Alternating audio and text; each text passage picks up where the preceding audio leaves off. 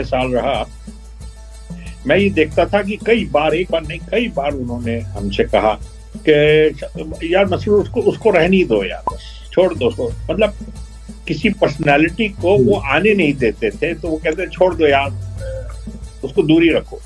Energy, तो ये क्या उसकी पर्सनालिटी की जो एनर्जी है उसकी वजह से कहते थे?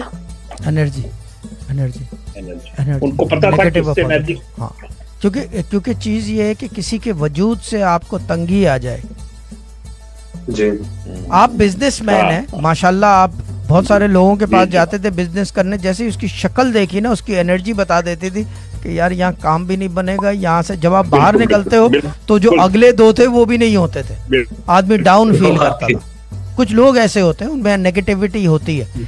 बीमारी अलग चीज है, एक बीमार है उसके लिए एक रीजनिंग है, उसकी एनर्जी एक अलग है। एक आदमी मर रहा है उसकी एनर्जी अलग है। बट जहाँ तक इस चीज का सवाल है अबाउट क्या कहते हैं पोटेंट एनर्जीज जो एक कॉमन आदमी की है, जैसे कि हम तीन बैठे हुए हैं इस वक्त, मैं चार बोल रहा हूँ, 1 2 3 4, यानी कि हम तीन बैठे हुए हैं इस वक्त। वो अजीब सी आदत है, तीन बैठे हुए हैं, हमारी एनर्जीज जो है वो इस वक्त जो है ऑब्सोलीट 1 बनी हुई है। बिल्कुल सही कह रहे हैं। हाँ, वो अगर इसमें से जो है समझ लो कि मेरी एनर्जी को कर दूं नेगेटिव, कि मसरूर भाई ने कहा कि ये अल्लाह ताला की तरफ जा सकते हैं मगर कुछ होगा नहीं। एनर्जी, मेरी एनर्जी सोच में, मेरी एनर्जी के मतलब नेगेटिविटी है।